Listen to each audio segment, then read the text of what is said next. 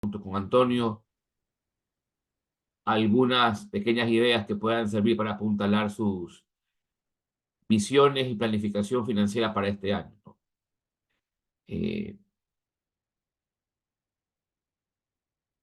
Evidentemente, empezamos este año con un traspiés en lo que pudimos haber planificado. El tema del narcotráfico y la guerra interna sin duda generó incertidumbre en nuestros eh, negocios y en el accionar de las actividades. De hecho, enero ha sido un mes muy atípico, febrero un tanto también parecido. Veamos cómo seguirá el año, pero creo que es importante tener ciertas ideas muy claras para evitar caer en que la incertidumbre cobre un mayor costo del que debería tener, ¿no? La siguiente, por favor. Uno puede preguntarse con quién nos comparamos. Y creo que el comparativo más próximo es Colombia. Obviamente por toda su historia de, de la guerrilla que ha estado de alguna forma enraizada en su historia desde algún tiempo hacia atrás. Pero si plasmamos el porcentaje de crecimiento de Colombia en la economía, saqué esta serie de tiempo del Banco Mundial, es muy extensa, va desde el 61 hasta el 2021, y solo hay dos momentos en que Colombia decrece en su economía, en el 99 y en el año de la pandemia. Entonces, eso quiere decir que la pandemia se explica por sí sola y el 99 fue una crisis muy fuerte a nivel eh, global, donde quizás el resultado no es una consecuencia de su administración y mucho menos de la guerrilla. Puedo concluir que si Colombia a lo largo del tiempo, desde el 60 hasta el 2021, ha estado generalmente con ratios de crecimiento de su economía positivos, probablemente la guerrilla que ellos enfrentaron y el narcotráfico fue independiente o no afectó al desempeño de su economía en términos agregados. Y eso creo que es importante porque nos permite comprender que muy seguramente, si uno se pregunta, todo esto, la guerrilla, el narcotráfico, va a afectar a la economía del Ecuador, probablemente esa variable no nos vaya a decir que va a caer la economía. Y eso creo que es el primer elemento que deben ustedes tener en consideración. El siguiente, por favor. Sin embargo, la guerra interna requiere financiamiento, ¿no? Requiere ingresos fiscales para poderla costear. Y recientemente tenemos un IVA que a partir de 1 de abril será 15%. Hay un impuesto extra sobre las empresas, excepto las más pequeñas. Hay un impuesto sobre la banca y un ISD que subiría al 5%. Entonces, todo este conjunto de instrumentos tributarios lo que van a hacer es financiar en cierta forma, probablemente el equipo excedente, el conflicto. Y aquí también cabe interrogante, el financiamiento del conflicto, más no el conflicto como tal ni la guerrilla, que ya vimos que por comparativa no hay un argumento para presumir que eso como tal haga que la economía decaiga. Pero una cosa distinta es preguntarse sobre el financiamiento. Si el financiamiento de este conflicto tendrá implicaciones. La siguiente, por favor. Para esto, creo que debemos tener muy claro algo que no siempre se tiene claro, sobre todo a nivel empresarial. Yo doy bastantes charlas sobre perspectivas económicas a nivel de directorios, gerencias generales y empresas, y es como que si los economistas, mis colegas, tratasen siempre de complicar la explicación para ser menos comprendidos, pero en realidad es súper sencillo. Si la economía crece en el corto plazo, es decir, en un año, es porque el mercado de dinero ha tenido un comportamiento importante. Básicamente, ha aumentado la cantidad de dinero. Entonces, cuando aumenta la cantidad de dinero en el mercado de dinero, el PIB de corto plazo va a aumentar y por ende la economía va a crecer. Entonces, ¿por qué hago esta consideración? Siguiente, por favor. Porque en la medida en que los impuestos no afectan la cantidad de dinero, entonces no debería afectar a la economía. Y digamos que el concepto, si uno va realmente a la lógica del tributo, no debería afectar a la cantidad de dinero de la economía y por ende no debería poner un peso en primera instancia, ¿sí? sobre el crecimiento a corto plazo. Recordemos que el impuesto es una suerte de Robin Hood. Le quita a unos para darles a otros, porque lo que ocurre es que el Estado, vía impuestos, recolecta recursos, ¿sí? Y lo gasta en su obra social o en las obras. Y eso hace que el dinero salga de un bolsillo para que vaya a otros. Y si todo es equilibrado, ningún dólar sale del mercado de dinero y por tanto no hay efecto colateral en el crecimiento de la economía. Siguiente, por favor. Pero, pero, esto ocurriría así en la medida en que el gobierno, ¿sí? No saque recursos de eso que está captando.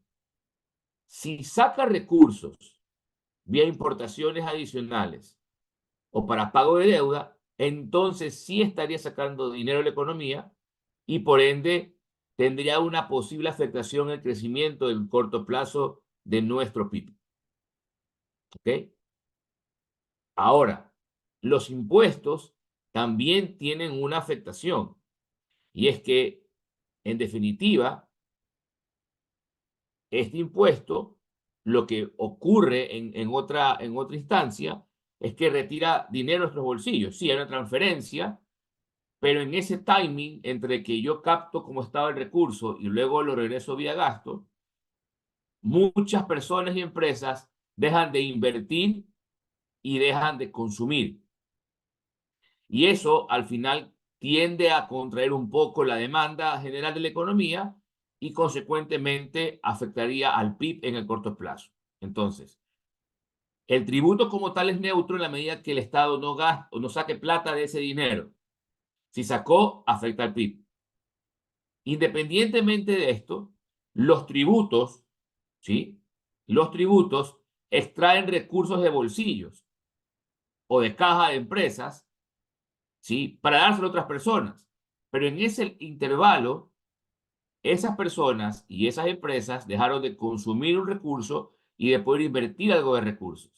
Y eso en ese lapso tiende a contraer un poco la actividad económica. Entonces vamos viendo dos implicaciones de los impuestos, uno en el mercado de dinero, otro en la demanda agregada, ¿sí? Y creo que esos dos componentes son los que podría hacernos pensar que el entorno actual, por la forma en que se financió el conflicto, podría tener una implicación negativa en el crecimiento de la economía en este año o probablemente también el siguiente. Ahora, no es menos cierto que el mercado de dinero no crece en gran medida. Porque si digamos que esto es como este vaso de agua, donde le entra líquido producto de lo que se exporta, las divisas, producto de lo que se contrata deuda externa, ¿sí? Y sale dinero producto de lo que se importa, de lo que se paga intereses de deuda, ¿ok? Al no crecer el mundo, poco recurso va a llegar al país en materia de divisas. Entonces, el vaso va a estar estable. Pero ¿qué pasa con todos los impuestos creados? Va a crear que muchas nuevas empresas y muchos hogares estén buscando liquidez en un mercado donde la liquidez no ha crecido. Entonces, eso va a traer una suerte de rivalidad por la búsqueda del dinero. ¿Y qué va a pasar? Que el más grande siempre va a tener mayor sartén por el mango y podrá financiar esta necesidad de liquidez, quedando siempre las empresas más pequeñas o las menos estables financieramente, justamente al borde de una, digamos que, mortandad, porque al final, si no hay flujo, el negocio no sigue creciendo. Siguiente, por favor. Entonces, si hay presión en que la forma en la cual se financió esta guerra interna, vía estos tributos que hemos mencionado, bajo dos vías, presionan el PIB a caer, entonces las ventas pueden caer en este año. O en todo caso, crecer a un ritmo mucho menor. Segundo, como la cantidad de dinero no crece en la economía, pero ahora muchas más personas y empresas buscan liquidez para pagar cerca de 2.000 millones de dólares de impuestos, va a haber una rivalidad y una canibalización del efectivo, donde quien tenga la capacidad de amortiguar sus ventas con mecanismos alternativos y de buscar de forma anticipada vías de financiamiento en el corto plazo, podrá sobrevivir esto que hasta la fecha de hoy parecería ser. Si el día de mañana el gobierno anuncia que ha contraído un crédito de 1.000 millones de dólares, podríamos estar hablando de que el escenario que les he planteado podría cambiar. Pero a la fecha de hoy, 22 de febrero, esa es la perspectiva, esas son las conclusiones: menores ventas posibles, canibalismo por el efectivo y las sugerencias desde el punto de vista macroeconómico para que ustedes puedan decidir adecuadamente en el ingreso de los negocios. De mi parte, muchas gracias y continúa Antonio con la exposición. Listo, Juan Carlos. Muchas gracias por esa introducción y complementando y recordando la idea de la charla era justamente que ustedes se lleven esta parte, esta perspectiva general, donde lo que conecta lo que estaba diciendo Juan Carlos es, por un lado, menos liquidez, incluso tal vez en temas de préstamos y en nuestra propia caja, y ventas que al menos se van a mantener en un escenario moderadamente positivo y que probablemente estén por debajo del año anterior. Entonces, con eso agarro la posta y el punto es, de aquí en adelante, ¿cómo garantizo que la empresa siga creciendo de manera sostenida en esta incertidumbre? ¿No? Y quiero hablar de dos grandes temas. De uno, de la mecánica de cómo hacer presupuesto y de entrada hablarles de qué cambia con esta incertidumbre y luego entrar a idealmente modelos y dejarlos con modelos, ideas de modelos de cómo hacer la planificación si ya lo están haciendo así. Entonces, normalmente un presupuesto operativo, y ahí hacemos zoom a la operación de la compañía, a las finanzas de la compañía, para hacer un presupuesto necesitas dos al menos. Uno operativo, donde defines objetivos de ventas, objetivos de margen de contribución, presupuesto máximo de ingresos fijos y una actividad operativa deseada. Todo esto son supuestos. Y me van a escuchar decir bastante supuestos. Y estos supuestos operativos, que no es otra cosa que un estado de pérdidas y ganancias proyectado, e idealmente con más detalle operativo para que podamos hacer mejores escenarios, lo transformamos a efectivo, que al final es lo que nos atañe hoy día a este tipo de conversaciones, es cuánto efectivo me va a hacer falta o cuánto efectivo me va a sobrar si es que se da este nivel de ventas y si mantengo los egresos fijos. Y con esa realidad entender luego cómo poder reaccionar, ¿no? Entonces, ¿qué pasa cuando hay mayor incertidumbre de lo normal? Realmente, cuando planificas en cualquier situación, sea en el 2019, 2018, o sea hoy día, siempre hay un nivel de incertidumbre. Y eso tenemos que ser muy claros al momento de planificar para que los ejercicios que hacemos de planificación no se queden en Excel, para que este ejercicio de planificación no sea solo nuestra idea como líderes del negocio, sino del equipo gerencial. Entonces, ¿qué se hace en una crisis? Es cambiar dos cosas principalmente y hay varios pasos que podemos trabajar en ese sentido. Perdón. Uno es definitivamente comenzar con supuestos pesimistas o al menos con escenarios claros. ¿Y qué debería pasar para lograr ese supuesto optimista al que quisiéramos llegar? Pero primero tienes que aclarar la situación actual y planificar escenarios con supuestos de qué pasaría si es que mantengo las ventas actuales o incluso baja un 2% las ventas actuales. Y otro moderado. Es difícil comenzar a planificar en temas optimistas en el mediano plazo, 13 meses, un año, ¿no?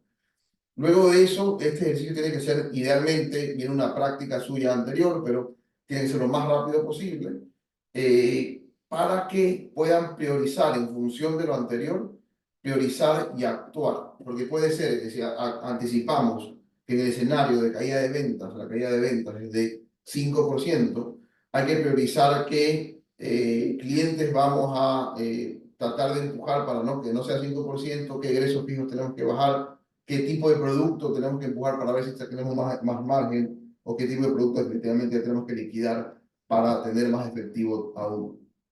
Entonces, una vez que tienes ese escenario, hiciste todo lo que tenías que hacer, ese plan de acción, y priorizaste un montón de cosas que hay que hacer, pero priorizas lo más importante que te afecte directamente a tener más liquidez y salvaguardar la rentabilidad, recién ahí comienzas a planificar la recuperación. Entonces, ahorita la situación difícil es que hay que pensar las dos cosas al mismo tiempo. Un tema es cómo enfrento esta incertidumbre, y cómo al mismo tiempo no le quito recursos a la compañía para luego enfrentar el siguiente ciclo después de la incertidumbre, que esté creciendo la compañía, ¿no? Entonces hay que pensar, lo difícil es que hay que pensar en las dos cosas al mismo tiempo.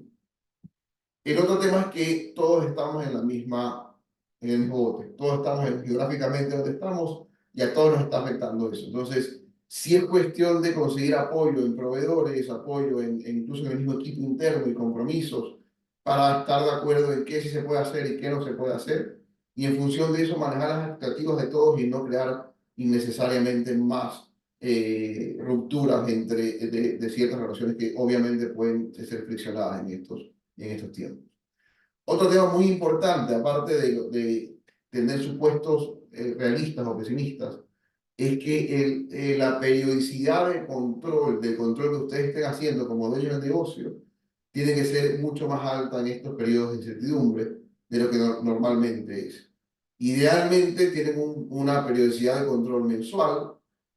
No quisiera tener normalmente una periodicidad de control anual o semestral, sino idealmente mensual.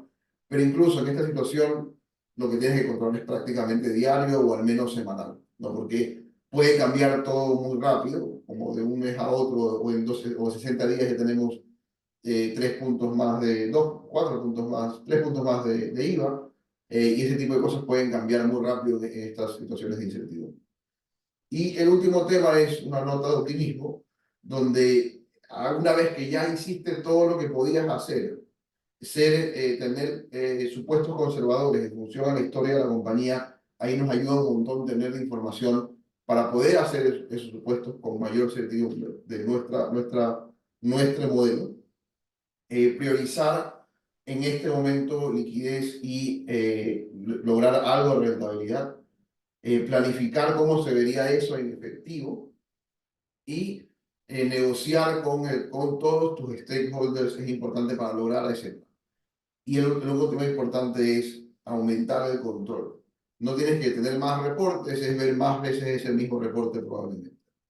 Y el último, si ya hiciste todo eso, lo que te queda es ganarte el escenario optimismo. Probablemente hay que trabajar el doble para ganarse ese escenario optimista. Entonces, eso como una introducción general de qué es diferente al momento de planificar. Vamos a hablar en las siguientes secciones de temas más prácticos de cómo planificar en sí y al final de ciertas soluciones específicas que podemos ofrecerles. Entonces, como les decía, en esta situación de incertidumbre, el segundo punto es que el efectivo es el rey más que nunca. Y otra vez, normalmente esta es la máxima, ¿no? Cash is king. Mientras más efectivo genera la compañía, mejor. Normalmente, mientras realmente no tienes que invertir más, lo que buscas es que esa inversión que hiciste en situaciones normales genere más efectivo que en otras inversiones en otras compañías. Quieres minimizar tu capital de trabajo, quieres dar menos crédito o financiar ese crédito, quieres comprar justo las cosas de inventario que necesitas y no comprar de más. Esa es la lógica de que el efectivo rey, pero lo que hay que entender es cómo y qué es lo que afecta y cómo se mide lo que afecta el manejo del efectivo dentro de la compañía. Entonces, vamos a verlo más adelante, pero hay que entender y diferenciar cuáles son los flujos operativos del negocio, las cobranzas principalmente, menos los egresos fijos, menos los egresos por compras de materia prima o mercadería para la parte operativa, para venta. Separar eso de cuál es el flujo de inversión, qué inversiones vamos a hacer o qué en este caso puede ser desinversiones vamos a hacer para tener liquidez, flujos eventuales y tributarios que se dan puntualmente en ciertos meses y muy claramente medibles, y flujos de financiamiento, que es lo que tenemos que como compromiso pagar al banco y que nos tiene que pagar el banco a nosotros. Si cualquier flujo de presupuesto de caja debería estar dividido en estas 4 secciones o 3 secciones. Entonces, como les comentaba y reforzando el punto anterior, para no hacer más largo la parte de la incertidumbre, primero hay que resolver liquidez, segundo, proyectar la nueva realidad, aceptar que lo que vimos el año pasado ya no lo vamos a volver a vivir, minimizar pérdidas si es el caso, buscar, determinar las necesidades de financiamiento correctas, y buscar las formas de financiarlo y luego, como decíamos antes, de ganarse el escenario optimista o reinventarse, porque aún así hay crisis, hay o incertidumbre, sí hay oportunidades en esta reajuste y reingenierías, donde se comienzan a ver cosas que tal vez antes no se veían como algo que se podía mejorar. Pero lo primero definitivamente es resolver crisis, resolver liquidez, luego, si es el caso, minimizar pérdidas y buscar el financiamiento para sobrevivir. Entonces, entrando ya a la mecánica del tema de planificación. Y no sé si alguien tiene una duda o algo que quiera compartir, lo pueden escribir todo en el chat y los vamos leyendo y buscando solucionar preguntas específicas. Pero en la mecánica de planificación, lo más importante, y especialmente esto se complica más en la medida que la compañía crece y tiene más personas involucradas, más incentivos y más ideas, es alinearse. Es, aparte de supuestos, lo otro que van a escuchar decir bastante es alineación. Porque no hay que invertirse el agua tibia, nadie tiene la bola mágica para decir este es el siguiente producto que va a despegar. Hay supuestos y la idea es estar alineados en cuáles son los supuestos y hacia dónde queremos ir con todo el equipo, ¿no? El equipo de la gerencia general, el financiero, que es el que ve números, sí, pero al mismo tiempo esos números y esos supuestos que hace el financiero tienen que entenderlos que están compartidos y alineados por el equipo comercial, el equipo de marketing, el equipo de inventario, el equipo de logística y el equipo de operaciones. Entonces, hay varios niveles de planificación y alineación. Hay primero el multianual, no es lo que vamos a entrar hoy día, pero es algo que tiene que estar, lo damos por hecho, donde hay que entender cómo estamos hoy y dónde queremos estar en los siguientes 5 años. Entonces, ¿dónde queremos estar en los siguientes 5 años? Ya es una planificación, una conversión estratégica. Y lo importante, como les decía, es asegurar coherencia en cómo estamos hoy y a dónde queremos ir, que estamos trabajando sobre nuestras fortalezas, entendimiento general de que no va a haber que el gerente comercial está con su agenda y el gerente de operaciones está con la suya, y alineación. Eso se debe traducir a un plan táctico, ya a lo de un año, o definir objetivos para este año, que es lo que estamos conversando, que a grandes rasgos lo conservador sería no proyectar un crecimiento, sino estancar ventas, como escenario conservador y pesimista, incluso con altas probabilidades de reducción de ventas, y tener un escenario conservador también bastante tímido, probablemente sea razonable.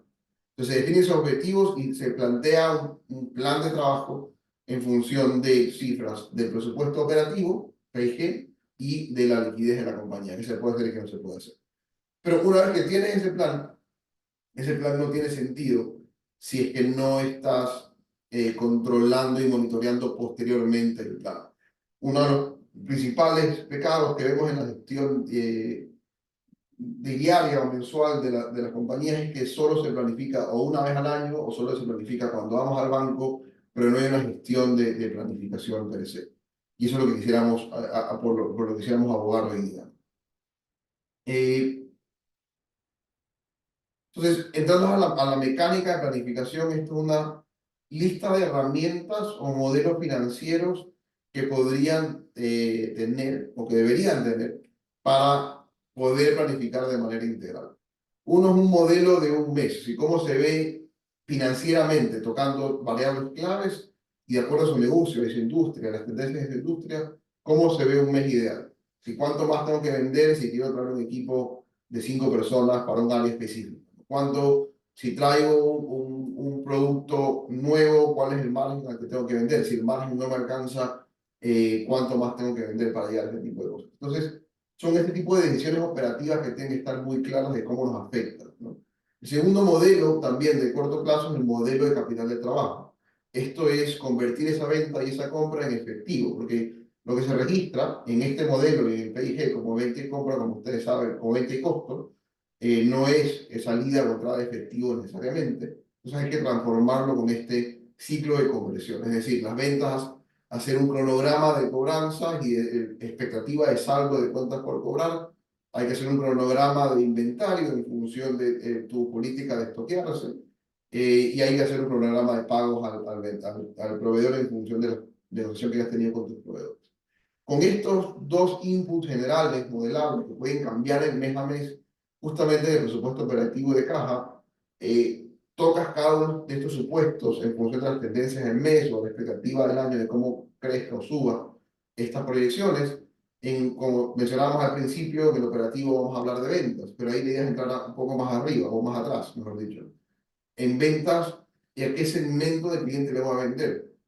A ese segmento de cliente, a qué precio promedio me está comprando.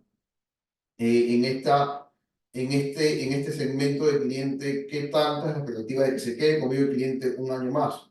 O la expectativa es que realmente lo perdamos rápido. Entonces, puedes entrar mucho más en detalle en la proyección de ventas, en la proyección de los costos asociados a esas ventas y los ingresos fijos. Y en el de caja, estás tomando este ciclo de conversión de efectivo y proyectándolo varios meses, ¿no? El otro, ya son estos dos de abajo, son el control de lo anterior. Entonces deberíamos tener todos los meses, y eso exigir la contabilidad, un estado de flujo de efectivo, ¿no? Que explica el comportamiento anterior de dónde se fue la plata literalmente, ¿no? ¿Dónde está? Si nos pueden dar más crédito, si tuvimos más inventario de lo que estábamos esperando originalmente, dónde fueron los fondos en ese caso. Y un control de presupuesto operativo. Si llegamos a ventas o no, eso todo lo vemos todo el tiempo, pero si llegamos a las ventas con el margen correcto. Si no es el margen correcto, ¿por qué? Fue porque el equipo de ventas dio descuento, fue porque no dieron descuento, pero lo que se vendió a estos clientes en particular este mes tuvo un mix diferente y vendimos algo menos rentable para nosotros. Igual vendimos, llegamos al presupuesto, pero fue menos rentable. Y en función de notar estas cosas es donde comenzamos a tomar decisiones correctivas en el camino. Entonces, esa es la lista de herramientas para este sistema de planificación, mecánica de planificación financiera. De ahí, ya en la práctica humana, por decirlo así, o negociación de planificación, puedes tener dos extremos, ¿no? Que el dueño del negocio diga, no, yo quiero esto, estos son las metas a las que quiero llegar, este es el margen al que quiero llegar, no me importa si el precio del mercado no está así, yo pongo el margen. Eso es una forma de planificar. La otra forma de planificar es completamente abierto a los ejecutivos, donde pueden planificar o no en beneficio de la compañía. Y la otra es definitivamente encontrarse en el medio, ¿no? Donde haya un deseo y un objetivo ambicioso, que es el que sí tiene que poner el gerente general o líder de la compañía, pero que haya una conversación responsable con los jefes de cada unidad de negocio o cada departamento para llegar a esta responsabilidad compartida y exigencia que sí se pueda implementar, ¿no? Eh, entonces, en ese caso, lo que pasa a la interna, y esto hablando otra vez de la parte humana, es cuáles son los roles de cada uno, de cada grupo que se identifica en este proceso de planificación. Entonces, el trabajo del gerente, de la dirección general, del líder del negocio, es que sí tiene que plantear objetivos ambiciosos, idealmente, en este contexto reales y anticipatorios de esta incertidumbre. Sí tiene que definir prioridades, porque no se puede hacer todo y la última palabra igual la tiene el dueño del negocio. Lo ideal es que sí se converse y se hable con todos los involucrados, porque para eso contrataste al equipo, para que te ayuden con inventario, para que te ayuden a entender el tema de ventas, o te ayuden a gestionar este gran problema o este gran barco. Y en en el tema en ese sentido, la idea es que sí conversen con su equipo. ¿No? Es algo que vemos bastante, donde hay muchas ideas dentro del equipo, pero a veces no llegan y no son transmitidas y no son aterrizadas a cifras o supuestos y objetivos. Pero al final, y aún así, después de escucharlo, el negocio no es una democracia, quien corre el riesgo, quien toma la decisión es el autorizado, ¿no? Y incluso la labor del gerente general es asignar recursos, resolver conflictos, tomar decisiones y en última instancia aprobar. La figura del líder financiero viene a ser una suerte de integrador. Si el gerente financiero tiene que recoger esta expectativa de la gerencia y contrastarla con lo mínimo que debería ganar la compañía en función del capital que están usando, vamos a ver eso más adelante, que es este tema del retorno sobre capital invertido, elaborar reportes analíticos que faciliten y provoquen decisiones tanto de gerencia como de los otros jefes, coordinar con gerentes para evaluar los planes que los gerentes están proponiendo, y proponer y colaborar con los jefes a estos resultados. Y por último, los jefes de cada departamento, una vez que está seteada la expectativa y que financieramente se definen si estamos usando este capital, 1 millón, 2 millones, 10 millones de dólares, y el capital nos cuesta 20%, la cantidad de plata que debemos generar por esto es tanto. Entonces, ventas menores a X objetivo va a ser perjudicial por la compañía, gerente comercial, gerente de unidad de negocio, cómo vamos a lograr esto, esos planes, eso tiene que venir del experto de cada área, del encargado de cada área, y que debe estar justificado por lógica del negocio, expertise en la industria, lógica operativa, y que idealmente es contrastado y trabajado junto con el líder financiero. Y al final es el que ejecuta estos planes y reporta desviaciones de haberlo. No sé si tenía alguna duda. Déjenme revisar. Sí, tenemos una pregunta de Carolina. Ajá. Ella nos dice, buenos días, una pregunta. Como estratega, ¿cómo puedo maximizar mis ventas, recursos y minimizar costes y riesgos a mediano y largo plazo? Ya, ok. Ese es el camino de toda la vida. Sí, al final vamos, esto que estamos explicando, Carolina, es la mecánica. En la última parte vamos a ver la parte técnica súper general de cuál debería ser la forma en que tienes que pensar para lograr eso, ¿no? Que es maximizar el valor del negocio que implica todo lo que estás mencionando. Le damos una idea de cómo medirlo, incluso al final hay una oferta en función de eso. Siguiendo con la parte mecánica, y Carolina, ya vamos a la parte técnica. Como cualquier proceso de gestión financiera o de, ese tipo, o de planificación, cualquier proceso, perdón, hay un input, un proceso, algo que pasa dentro y un output. Y como cualquier proceso, hay un input, un proceso de aprendizaje, una acción correctiva y un mejor output. Idealmente lo buscamos todos los meses y todos los años hacer. Y obviamente, como la planificación se hace anualmente, el aprendizaje es un poco más lento de lo que esperaríamos muchas veces, pero importante tener un récord de ese aprendizaje. Entonces, ¿cuál sería el sistema de planificación financiera? ¿Qué necesitan? Necesitan tener información histórica clave para entender sus tendencias históricas, para saber qué ha venido pasando los últimos 3 años, sujeto obviamente al contexto de cada uno de esos años, así como este año va a ser un año malo por la situación que hemos descrito, o al menos un primer mes complicado para la mayoría de las compañías, hay que tener en cuenta esos factores, pero por eso el análisis de esa tendencia histórica tiene que desagregar esos factores y llegar a un supuesto de cuál es la utilidad operativa que sí podemos generar de aquí en adelante. Ese es el objetivo de analizar las tendencias históricas. Debería haber modelos y planes financieros, puede ser de Excel u otra herramienta que nos ayude a hacer escenarios rápidos, ¿sí? Y por último, la data en bruto, ¿no? Data de contabilidad, al día, al mes, todo cuadrado, data operativa al día y al mes para poder llegar a la profundidad que queremos. Es decir, para hacer doble clic si tenemos una pregunta. Si es que bajaron las ventas, hago doble clic y veo que las ventas bajaron de la línea A, hago doble clic y veo que las ventas de la línea A bajaron de la línea por los productos ABC, ¿no? Y porque le doy doble clic otra vez y veo que Pedro no vendió lo suficiente en el oro, ¿no? Entonces, ese tipo de información, aunque suena sencillo y es el sueño de todo dueño de negocio, hay un trabajo que hacer para lograr ese estado, ¿no? de información casi perfecta, porque, ojo, la información nunca va a ser perfecta tampoco, ¿no? Entonces, con ese input puede el área financiera hacer el control e interpretación de los resultados. Si es que hay una desviación, cada uno de esos planes, cada uno de los jefes debería poder soportar y justificar el porqué de la desviación y junto con financiero plantear acciones correctivas o mejoras.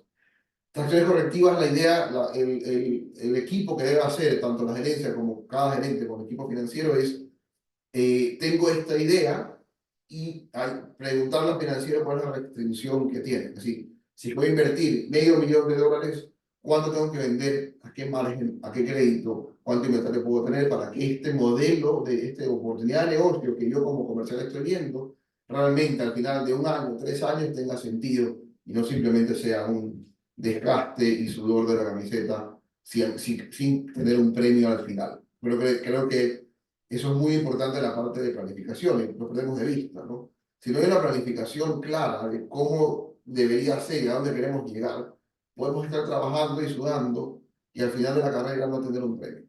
Eso es lo que queremos evitar con una planificación completa e integral. Luego, con todo este input, la dirección o gerente general es el que toma la decisión de qué hacer y qué no hacer. Él es el que corre el riesgo. Puede estar incluso equivocado o no, pero tú tomas el riesgo como dueño del negocio. Y eso es lo que se ejecuta y ejecuta cada jefe de área. ¿Qué debería provocar este ciclo? Una mejora en la utilidad operativa, una mayor productividad de capital invertido, usar menos capital para vender más, y una adecuada liquidez y financiación.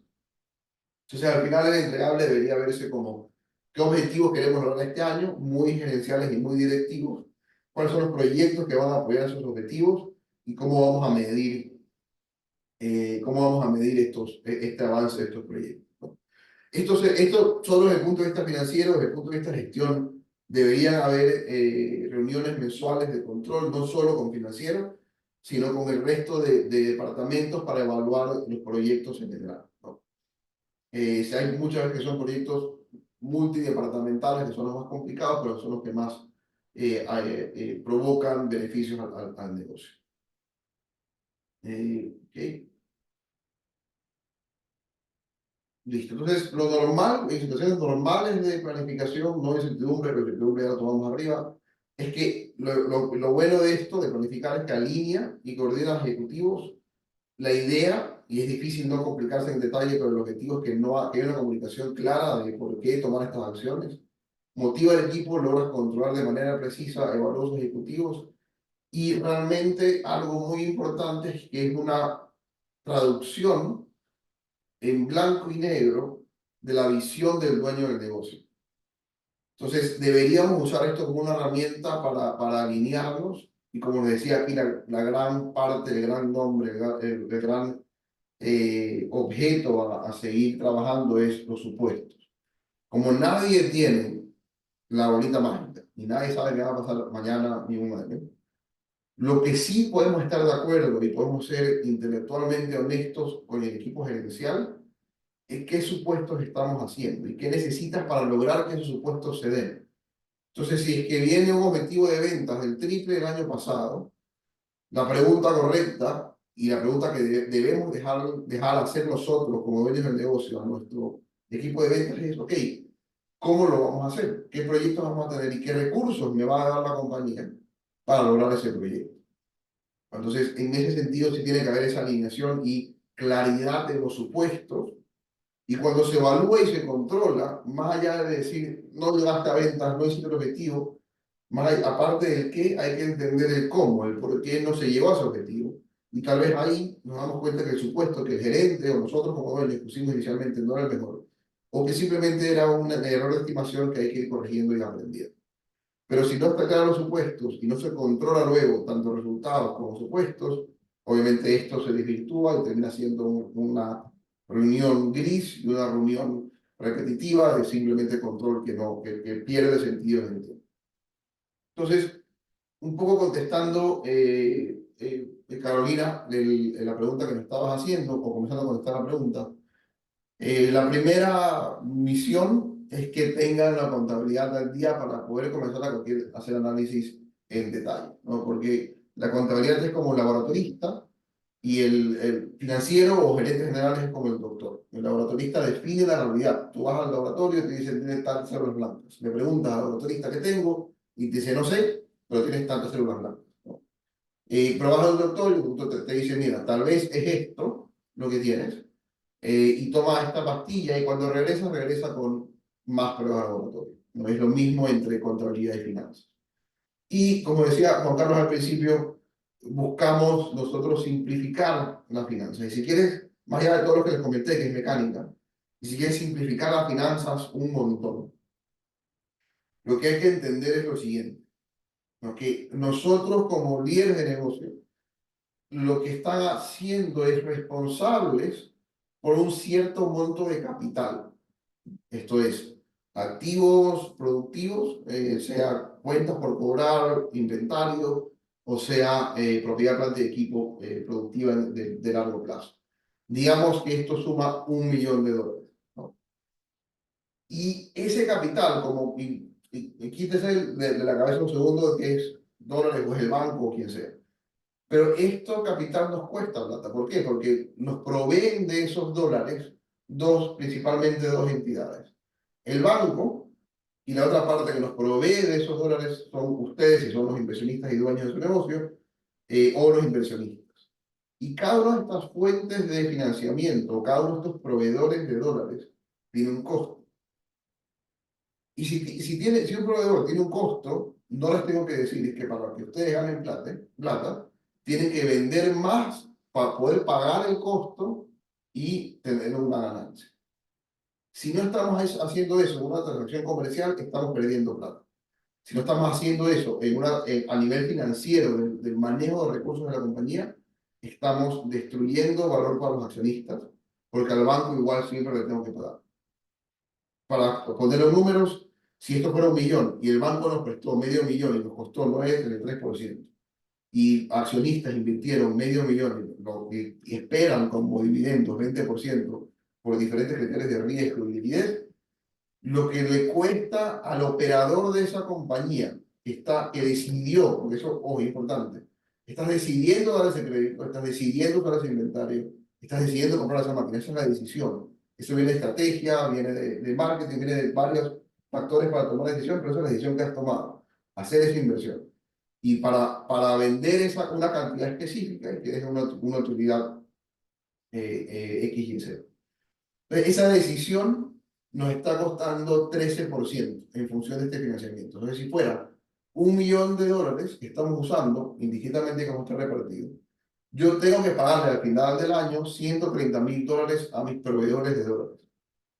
El problema con esto y por qué no se ve y no se mide es que contablemente, y eso no es incorrecto, pero es una realidad, contablemente solo se contabilizan los intereses. La utilidad neta es lo que queda para repartir a accionistas, pero no se le descuenta de la utilidad neta los dividendos por principio contable, y eso está bien. Pero a nivel de visión económica y de toma de decisiones, ustedes sí deberían considerar que su objetivo de ventas y de costos y de gastos debería pagar intereses que lo van a tener en el PIG, pero aparte debería dejar suficiente para pagar esos $60.000 que hay que pagarle a el inversionista de los 130.000. Entonces, si la compañía cuando llega a las ventas, le quitan impuestos, le quitan intereses, le quitan todo, está generando menos de $130.000, lo que va a pasar es que le vas a pagar al banco su parte y lo que quiere por obligación y por contrato, y no vas a pagarle al inversionista lo que esperaba. Entonces, en Ecuador esto en la práctica es que el inversionista es al mismo tiempo muchas veces el dueño del negocio y obviamente tiene un sueldo y tienes beneficios de ser dueño y ejecutor del negocio, ¿no? Pero lo que pasa es que esa parte de formalizar cuánto tengo que pedirle al rendimiento de mi capital no se exige todos los meses, no se exige todos los días. Y tener esa disciplina, porque puedes no hacerlo, pero tener esa disciplina es lo que va a hacer que la compañía crezca de manera sostenible y rentable. Entonces, no sé si hay alguna duda, sé que es algo ligeramente técnico. Julio César nos pregunta, sí, ya, hay una diferencia. Cuando el costo de la deuda es 9,33 y acá el costo del capital o de esa porción de la deuda es 5,93, porque es después de impuestos. porque lo que pagas en intereses está en el PG y es deducible de impuestos. Entonces el costo del capital no es 933, sino 933 más lo que me ahorran impuestos haber pagado ese capital, haber pagado esos intereses. Ok, entonces, esto a nivel general, Carolina, esto es un poco la pregunta que tenías, creo que la vamos contestando. Y la pregunta después es, ¿cómo aplico esto mes a mes? Dígame cómo estamos de tiempo, tal vez nos pasamos unos 5 minutos. La idea es que tienes que cumplir con la doble y triple difícil condición siguiente. Tienes que crecer en ventas porque eso se entiende que el mercado quiere lo que estás vendiendo. Obviamente en estos momentos de incertidumbre donde eso va a bajar las ventas por otras razones. Pero al mismo tiempo tienes que ser productivo con el capital, con ese millón que hablábamos, es decir, vender más dólares por cada dólar en capital y ser eficiente cuando vendes eso, que quede la cantidad de plata para poder pagarle esos 130.000 o este costo al dueño del capital, ¿no? Entonces, este tema y esto lo traducimos a productividad y eficiencia. Entonces, a nivel de adjetivos o a nivel muy simplificado hay que crecer, es obvio, que hay que de manera productiva y de manera eficiente. Y me van a decir, Antonio, pero eso es obvio, eso es lo que todos queremos. Sí, pero esto se pierde de vista y la mayoría de las compañías no está cuidando esa creación o destrucción de valor para accionistas.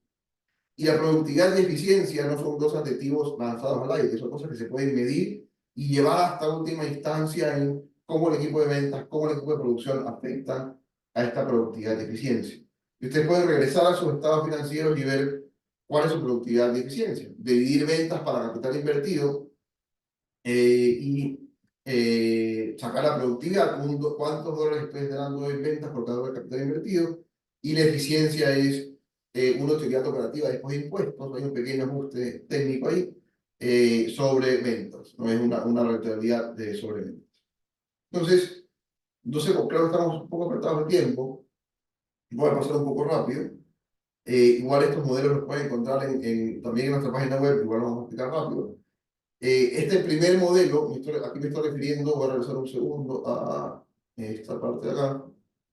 Este modelo costo-volumen-beneficio y el modelo de ciclo de conversión son dos temas importantes, donde a su contador lo que tiene que pedirle es que el estado de resultados normal lo transformen en qué son costos variables y qué son costos fijos. Eso nos permite sacar cálculos de punto de equilibrio de manera muy básica, pero también hacer ejercicios y escenarios más fáciles de manera simplificada. El ingreso variable se comporta en la misma tendencia que se comporta el volumen de ventas, es decir, si vendo uno voy a gastar 10 centavos y si vendo 100 voy a gastar un dólar, 10, un dólar o 10 dólares. Y el fijo, en cambio, se comporta tal que en la gran medida es indistinto a cómo se mueve el volumen de ventas o de producción. Entonces, como el alquiler, por ejemplo, yo tengo que pagar 1.000 en alquiler, sea que produzco 1.000 o produzco 5.000, ¿no? Y le llega un punto donde esto sube y necesito gastar más o alquilar un espacio más. La diferencia es que el gasto variable baja si el volumen de venta baja, eso implica menos riesgo, pero el egreso fijo se mantiene muchas veces si abruptamente la caída de ventas baja importantemente. Esto es un tema importante en la situación actual, y es un tema importante en su modelo, porque en algo así termina el modelo. Esto es algo importante en su modelo, en el modelo financiero de su negocio. En la medida que las compañías, depende de la etapa, ¿no? Pero en la medida que las compañías están creciendo, y especialmente cuando arrancan, muchos de los gastos y egresos que tiene la compañía cuando recién comienzan es variabilizado. Es decir, en vez de tener una persona que haga zapatos todo el día, ahí le pagas por zapato a alguien, ¿no? En vez de tener a alguien de limpieza, le pagas por día, no le pagas el sueldo completo. Eso lo que están haciendo intuitivamente es entender lo siguiente, que los ingresos variables, como cambian y varían en función del volumen, implican menos riesgo. En cambio, el ingreso fijo, en situaciones como hoy día, donde pueden haber caídas importantes de ventas, implican más riesgo porque no puedo bajar tan rápido el ingreso fijo como sí puedo bajar más rápido el ingreso variable que tengo en el día a día. Entonces, eso es importante para este tema de planificación y incertidumbre. Lo que va a pasar es que sí van a tener que recortar, si ese es el tema, y normalmente esos fijos, si es que efectivamente hay una nueva realidad de ventas, ¿no? Una forma de entender este modelo es, al momento de separar las ventas de los ingresos variables, es entender esta primera parte que ya no se llama utilidad bruta, como normalmente se llama, sino utilidad variable, porque estamos poniendo los costos variables y acá estamos separando los costos fijos. Normalmente en contabilidad esto estuviera todo junto, o variables más fijos, eso le llamamos costos de producción, y acá el subtotal que tuvieras es utilidad variable. Esta reclasificación que les mencionaba, pasar de utilidad bruta a utilidad variable, poniendo los ingresos variables acá arriba, los ingresos fijos acá abajo, termina con un ejemplo como esto. ¿Para qué? Para que el modelo mental que tengamos es el siguiente. Nuestros ingresos fijos y activos también, pero que están representados en esta depreciación, tienen una capacidad específica momentáneamente limitada por lo que estás gastando en ingresos fijos en ese momento, que su misión es ocupar al máximo esa capacidad. ¿Cómo ocupas esa capacidad? Con unidades de producción o unidades de venta. Entonces, idealmente estás produciendo la mayor cantidad de unidades posible que te permite tu ingreso fijo actual, que el vendedor le venda no a 10 clientes, sino a 20 clientes, que no haya un metro donde caminar a la oficina. Estoy exagerando, pero para que se entienda el ejemplo. Si usar vender la mayor cantidad que puedas con ese ingreso fijo. Tener claro ese máximo teórico, igual puede ir cambiando a la medida que sube una persona más. Si le metes la mayor cantidad de unidades, eso es la primera parte, ¿no? Y haces que esta restricción de capacidad esté al tope. Pero la segunda parte importante es que cada una de esas unidades que están entrando a esa capacidad generen en sí mismo la mayor cantidad de plata, que sean se imaginan unas pelotitas, que sean pelotitas cada vez más grandes. Sigue siendo la pelotita, pero tiene un impacto cada vez más fuerte en el margen y me queda cada vez más plata para trabajar. O en ese caso, pelotitas realmente cada vez más chiquitas, que no ocupen menos espacio y me permite tener cada vez más pelotitas. Para salir del ejemplo y entrar a números, quiere decir que cada vez que vendo me queden más centavos o más dólares para cubrir estos egresos fijos. Esa es un poco la lógica mental que tenemos que mantener en esta, simplificadísimo para entender la operación del negocio. Y el otro modelo es este modelo de ciclo de conversión de efectivo. Lo que una vez que vendes no quiere decir que tienes efectivo, y ese obviamente es un gran problema. Y una vez que compras tampoco quiere decir que sale efectivo. ¿Ya? Entonces, el ciclo de conversión es del día de inventario, es decir, desde que compro y entra a bodega el inventario, comienza a correr lo que se le llaman días de inventario hasta que eso se hace una factura. Y una vez que se hace factura, todavía no se ha hecho efectivo. Pero en el momento que se hace factura, pasa a la siguiente etapa de días de cobro o días de crédito que le estás dando, que es el momento en que sale el inventario de la bodega y se crea la factura. A esto se le llama ciclo operativo, ¿no? El tiempo que se demora en construir, hacer un dólar de materia prima a hacer un dólar en efectivo, ¿no? Todo esto es el ciclo operativo de este negocio y este ejemplo es 135 días. Y esto es contrarrestado contra el crédito que nos dan los proveedores. Entonces, la materia prima la recibo igual en el día cero, pero no la pago en el día cero. En el ejemplo anterior, la estoy pagando en el día cero, recibo y pago de contado. En este ejemplo estoy pagando a 30 días y quiere decir que cuento con la materia prima para comenzar mi ciclo de inventario o mis días de inventario, pero el efectivo sale recién cuando he acordado con el cliente, con el proveedor. Entonces, cuando sale el dólar, sale acá y entra el dólar con 20 en efectivo después de 105 días, que sería 90, el ciclo operativo de 135 menos los 30 días de inventario en 105 días. Y esa parte es clave. Voy a hacer un ejercicio sencillo para que se visualice eso. Digamos que esta compañía está vendiendo 10.000 dólares al mes. Dígame si se alcanza a ver bien. Si no me dicen nada, yo voy avanzando. Entonces, digamos que esta compañía está vendiendo 10.000 dólares al mes. ¿Sí? Tiene 60.000 de ventas, le quitamos todo y tiene 13.500 dólares de utilidad. Entonces, en ese caso,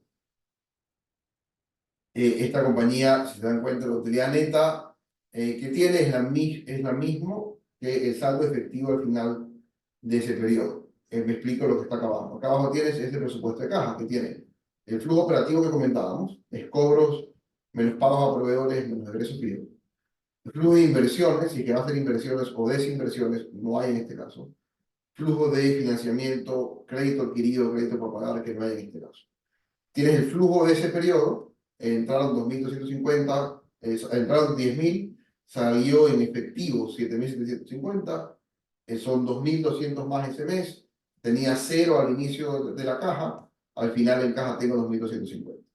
El mes siguiente te inicio con 2.250, otra vez enero 2.250 y tengo 4.500 y así, ¿no?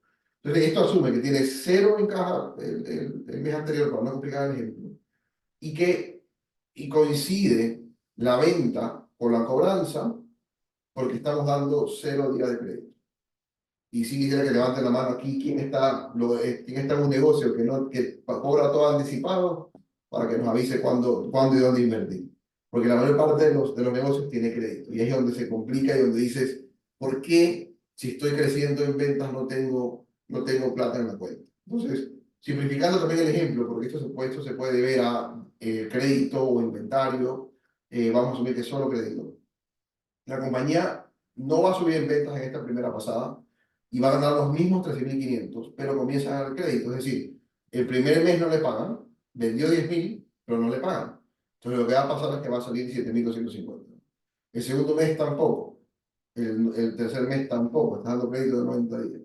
El cuarto mes, vamos a hacer algo fuerte, tampoco. Tienes crédito de 120 días. Eso quiere decir que recién en mayo, al quinto mes, te pagan lo del primer mes. Entonces, ¿qué pasa en esa situación? La compañía, esto sigue siendo verdad, la compañía sigue ganando $13.500. Lo que pasa es que ahora necesita en algún momento $31.000. Necesita en abril, en este caso, $31.000 para sobrevivir. Y ahí viene la parte clave. Puede la compañía ser rentable, pero si no tiene efectivo, deja de existir. No tiene efectivo o acceso al efectivo. En este caso, esta compañía está proyectando que no tiene efectivo. Y eso sería muy grave y ya sería prácticamente la compañía está quebrando si no tiene acceso al efectivo. Entonces, si tiene acceso a efectivo, no hay problema si cuando haga este ejercicio le sale en rojo uno de estos meses. El punto es saber que el banco u otras opciones están disponibles para ayudarnos a financiar esas pequeñas diferencias. Vamos a poder resolverlo a 90. Entonces, si tenemos 90 días de crédito, la necesidad es menor. Entonces, mientras menos crédito damos, menos necesidad de efectivo tenemos. Pero eso no lo controlamos. Si la cantidad de efectivo la cantidad de crédito que necesita nuestro mercado no lo controlamos nosotros. Si la competencia da crédito, nosotros también tenemos que dar crédito. Y esto se agrava aún más. Me refiero a la necesidad de efectivo si quieres crecer en ventas. Pero aquí no estamos creciendo en ventas, estamos en lo mismo. Ahora, si quieres crecer en ventas y quieres crecer 10%, 10% para hacerlo visible, 10% al mes, ya la necesidad ya no es de 21.000, sino de $30.000, $30.000 en mayo 2000, en mayo en este caso, un mes después. Entonces, si es que la compañía no tiene acceso a eso, a ese capital, a ese crédito, la compañía literalmente y simplemente quiebra. Entonces, si la cuenta la compañía tiene $30.000, no hay problema, puede soportar ese bache. Si no la tiene que pedir prestado o hacer ejercicios como el que nos va a comentar Juan Carlos, que está liderando en Cesio. Entonces, eso es un poco el resumen de la charla, la parte de planificación. Vamos a entrar a una parte donde una de las soluciones importantes en este tipo de charlas que le acabas de mostrar es la herramienta de factoring o anticipo de cuentas por cobrar, que Juan Carlos nos puede comentar. No sé si estás por ahí, Juan Carlos. Sí, aquí estamos. Listo. Entonces, los dejo ahí. Yo me uno al final otra vez. Sí, bueno, luego de la acertada exposición de Antonio, llegando al punto clave realmente de toda entidad, de toda empresa, de todo negocio, en la disyuntiva de, bueno, cómo enfrentamos estos achiques a liquidez, pues bueno, el factoring siempre será una alternativa. El mapa no solo lo comprende el factoring, yo creo que hay que ser muy, con ustedes, muy claros. Digamos que siempre la primera instancia digamos que en el mapa o en el radar será la banca. Y luego de esta, que es digamos que la que está siempre en teoría a la mano, pero en el país últimamente no ha estado tan disponible, estarán siempre mercado de valores y el factoring. El factoring básicamente lo que hace es eh, ceder una cuenta por cobrar, una factura, una vez que ya tuviese todas las formalidades tributarias, es decir, yo hubiera generado a su cliente la retención en la fuente, esa factura es sujeto de poder ser negociada y las empresas de factoring lo que hacemos es sobre esa base, luego que hacemos un análisis de riesgo, tanto de ustedes como de el final pagador, eh, y obviamente eso da la viabilidad de la operación, anticiparles hasta el 80% de esa factura en el tiempo en que su cliente ha estimado pagarla de ustedes, ¿no?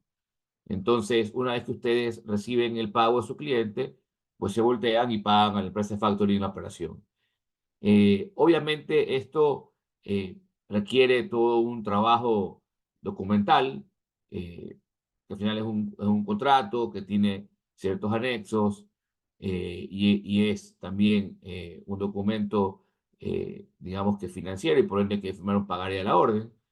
Entonces, todas estas, digamos que procedimientos tratamos de hacerlos la verdad posible y la oferta de valor nuestra como empresa de factoring en el mercado es una vez que todo está resuelto, en no más de 48 horas tienen el recurso disponible en sus cuentas, ¿no?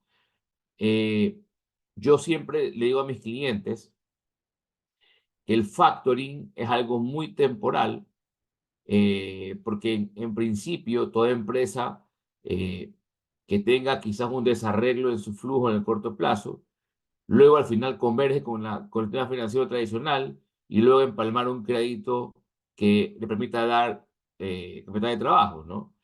Entonces, cuando un cliente, de hecho, es muy recurrente en el factoring, al menos en mi criterio de riesgo, siempre, digamos que hay algo que no funciona bien, salvo que tenga márgenes muy amplios que le permitan hacer ya factoring. Pero en todo caso, el factoring es una herramienta muy versátil, muy dinámica, bastante ágil, que inyecta recursos inmediatamente, que requiere sí disciplina de parte de los clientes y al menos de nuestra parte buscamos clientes de cierta estancia mediana para poder tener la claridad de que no hay un problema estructural de fondo que lo está complicando, ¿no? Entonces, Session Factoring está para servirles. Como dice nuestra publicidad, no damos crédito, pero sí damos liquidez para que su negocio, pyme o de segmento empresarial pueda seguir operando adecuadamente. Como lo decía al inicio de la charla, Antonio igual también lo abordó, este año es un año donde podría haber complicaciones en la obtención de liquidez. Mi sugerencia es a sus empresas irlas calificando para saber si hay viabilidad o no con nosotros, viendo el perfil de ustedes, y ya cuando tengan quizás alguna factura por negociar, pues se le hace el análisis correspondiente, pero digamos que es lo que debería hacer, ¿no? Cesio es una empresa que está en el país ya algunos años atrás. Yo como gerente estoy aproximadamente un año y un poco más. Sin embargo, mi experiencia en el ámbito laboral siempre está disponible a todos los clientes. Yo fui presidente del directorio de la CFN, fui parte del directorio del Banco Pacífico, fui parte del directorio de la CAF, así que digamos que experiencia hay en financiamiento como para poder hacer una mano interesante. De mi parte, una vez más les agradezco mucho. Espero que tengan siempre el mapa bien estructurado, que Celsius aparte de ellos, y sería un gusto con ustedes poderlos contactar. Ahí está la información de contacto. Igual también, si hay algún mensaje por interno en el chat que quieran efectuar, encantado para poderles responder. Pasen bien. Y Juan Carlos, muchas gracias a todos, a ti, a todos por su tiempo y también para ir cerrando. En Volt ayudamos a los negocios a maximizar el valor de su negocio, que es lo que preguntaba Carolina de cómo hago para que todo esto maximice recursos y la compañía crezca en el tiempo. Primero hay que saber cómo medirlo, ¿no? Y con eso estamos ofreciendo para que nos escriba a los siguientes emails una charla de 1 hora gratis con sus cifras públicas para hacer este cálculo rápido de productividad y eficiencia que vimos al principio, para que tengan una idea de qué tan urgente o no es comenzar a ver esas cifras, ¿no? Y como decía Juan Carlos, tocar el tema de si es una medida estructural, lo que necesitan en general para solucionar cualquier problema que tengan en este momento. Entonces, escribiendo a estos números, también quedamos a su disposición para cualquier pregunta adicional y también consultar por esta hora de consultoría sin costos. Entonces, con eso, muchas gracias por su tiempo a todos. Ha sido un gusto tenerlos hoy día en la mañana y estamos conversando en otra oportunidad. Si no hay Muchas dudas, gracias también y por favor les envío un mensaje en WhatsApp. Me gustaría, Antonio y Juan Carlos, que lo revisen. ya. Es posible que apliquemos con ustedes de ser necesario. Muy Perfecto. amable.